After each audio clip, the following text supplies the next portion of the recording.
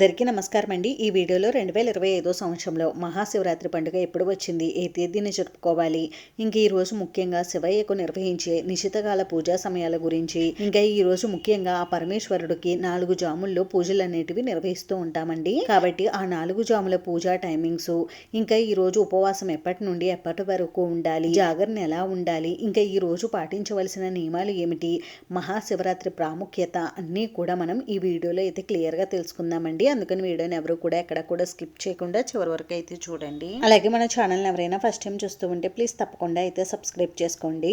హిందువులంతా కూడా ఎంతో ఘనంగా జరుపుకునే ముఖ్యమైన పండుగలలో ఈ మహాశివరాత్రి పండుగ కూడా ఒకటండి. శివపురాణం ప్రకారం శివుడు ఈ రోజే లింగ రూపంలో ఆవిర్భవించాడని చెప్తారు. బ్రహ్మ విష్ణువులు లింగ రూపంలో ఉన్న పరమేశ్వరుణ్ణి అర్చించిన రోజు కూడా ఈ మహాశివరాత్రి రోజే. అసలు ఈ మహాశివరాత్రి అంటే ఏమిటనేది ఇప్పుడైతే తెలుసుకుందామండి.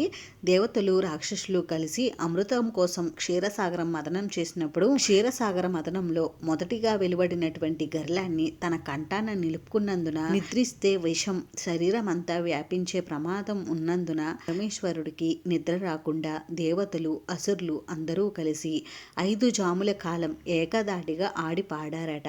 ఆ కాలాన్ని మహాశివరాత్రి అని అంటారు. మాఘమాసంలో వచ్చే బహుళ చతుర్దశి తిథి రోజున ఈ మహాశివరాత్రి పర్వదినాన్ని అయితే మనమందరూ కూడా జరుపుకుంటాము. అలాగే ఈ మహాశివరాత్రి పర్వదినం రోజున ఎవరైతే భక్తి శ్రద్ధలతో నియమ నిష్టలతో ఉపవాసం జాగరణ ఉండి ఆ బోల శంకరుడిని పూజిస్తారో వారు మోక్షాన్ని పొందుతారని మనకి పురాణాలు అయితే చెప్తున్నాయండి. సాధారణంగా మనం పండుగలన్నింటినీ కూడా సూర్యోదయ సమయానికి ఉన్న తిథులను అనుసరించి నిర్వహిస్తాము. కానీ ఈ మహాశివరాత్రి, పౌర్ణమి, దీపావళి, అమావాస్య లాంటి ఈ పండుగలను మాత్రం మనం రాత్రి సమయాల్లో ఉండే తిథులను బట్టి నిర్వహిస్తాము. అంటే మనకి ఈ మహాశివరాత్రి పర్వదినం అనేది మాఘమాసంలో వచ్చే బహుళపక్ష చతుర్దశి తిథి ఏ రోజైతే రాత్రి సమయంలో ఉంటుందో ఆ రోజే ఈ మహాశివరాత్రి పర్వదినాన్ని అయితే నిర్వహించుకోవాలి. ఇంకా ఈ మహాశివరాత్రి పర్వదినం రోజున ప్రతి ఒక్కరూ కూడా ఈ 5 నియమాలను తప్పకుండా పాటించాలి. మొదటి నియమం వచ్చేసి ఈ రోజు మీకు ఎంత వీలు ఉంటే అంత శివనామ స్మరణ చేసుకోవాలి. ఈ రోజు చేసేటటువంటి శివనామ స్మరణ ఎన్నో కోటి రెట్ల ఫలితాన్ని అయితే ఇస్తుంది. ఇంకా అలాగే ఈ రోజు ఉపవాసం ఉండడం వల్ల మంచి ఫలితాలు కలుగుతాయి. దోసిల్లి నీళ్లతో ఆ శివయ్యను అభిషేకిస్తే ఎంతో పొంగిపోతాడటండి. ఈ రోజు ఎంతో విశేషమైన రోజు కాబట్టి తప్పకుండా పరమేశ్వరుడికి అభిషేకం అయితే నిర్వహించుకోండి. అలాగే ఈ రోజు తప్పకుండా జాగరణ అయితే ఉండాలి. అలాగే ఈ రోజున స్వామివారికి ఎంతో ఇష్టమైనటువంటి బిల్వ దళాలతో స్వామివారిని అర్చించుకోవాలి. ఈ 5 నియమాలను ఎవరైతే మహాశివరాత్రి రోజు పాటిస్తూ స్వామివారిని పూజిస్తారో వారికి అష్టైశ్వర్యాలు, సిరి సంపదలు, ఇంకా శివానుగ్రహం తప్పకుండా కలుగుతుంది. ఇంతటి విశేషాలతో కూడుకుని ఉన్నటువంటి ఇంతటి శక్తివంతమైనటువంటి ఈ మహాశివరాత్రి పర్వదినం ఈ 2025 సంవత్సరంలో ఎప్పుడు వచ్చింది అనేది ఇప్పుడైతే తెలుసుకుందామండి. స్వస్తి శ్రీ చాంద్రమాన శ్రీ క్రోధినామ సంవత్సరం ఉత్తరాయణం మాఘమాసం శిశిర ఋతువు బహుళపక్షం చతుర్దశి తిథి ప్రారంభం 2025 ఫిబ్రవరి 26 బుధవారం ఉదయం 9:48 నుండి ప్రారంభమయ్యి 2025 ఫిబ్రవరి 27 గురువారం ఉదయం 8:43 వరకు అయితే ఉంటుందండి. కాబట్టి మనకి ఏ రోజు అయితే రాత్రి సమయంలో చతుర్దశి తిథి ఉంటుందో ఆ రోజు మనం మహాశివరాత్రి పర్వదినంగా జరుపుకుంటాము. అలాగే మనకి లింగోద్భవ సమయం కూడా అర్ధరాత్రి సమయంలో జరిగింది కాబట్టి మనం ఈ 2025 సంవత్సరంలో మహాశివరాత్రి పండుగను 2025 ఫిబ్రవరి 26 బుధవారం రోజు అయితే జరుపుకోవాలి. ప్రతిరోజు కూడా మనకి 8 జాములు అయితే ఉంటాయండి.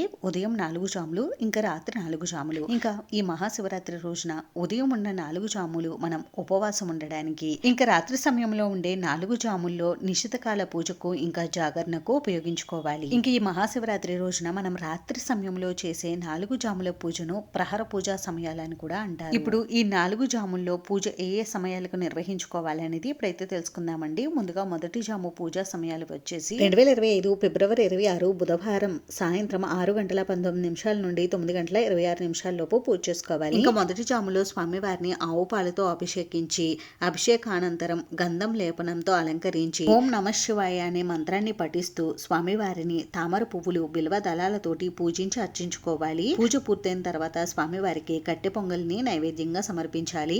ఈ విధంగా మొదటి జాములో పూజ చేసుకోవడం వల్ల సుఖశాంతులు సౌభాగ్యం లభిస్తుంది. ఇంకా రెండవ జాము పూజా సమయాలు వచ్చేసి 2025 ఫిబ్రవరి 26 బుధవారం రాత్రి 9:26 నుండి 12:34 లోపు మీరు రెండవ జాము పూజను అయితే నిర్వహించుకోవాలి. రెండవ జాములో ఆ పరమేశ్వరుడికి మధుపర్కంతో అభిషేకం చేయాలి. అంటే పాలు, పెరుగు, నెయ్యి, చక్కెరతో అభిషేకం చేయాలి. అభిషేకానంతరం స్వామివారిని గంధం లేపనంతో అలంకరించి ఓం శంకరాయ నమః అనే మంత్రాన్ని పఠిస్తూ స్వామివారిని బిల్వ దళాలతోటి, తులసి దళాలతోటి పూజించి అర్చించుకోవాలి. పూజ పూర్తయిన తర్వాత స్వామివారికి పాయసాన్నాన్ని నైవేద్యంగా సమర్పించాలి. ఈ విధంగా మహాశివరాత్రి రోజు రెండవ జాములో పూజ నిర్వహించుకోవడం వల్ల సంతానం కలుగుతుంది. ఇంకా మూడవ జాము పూజా సమయాలు వచ్చేసి 2025 ఫిబ్రవరి 27 గురువారం రాత్రి 12:34 నుండి 3:41 లోపు మూడవ జాము పూజను అయితే నిర్వహించుకోవాలి. మూడవ జాములో స్వామివారిని తేనెతో అభిషేకించాలి. అభిషేకం పూర్తయిన తర్వాత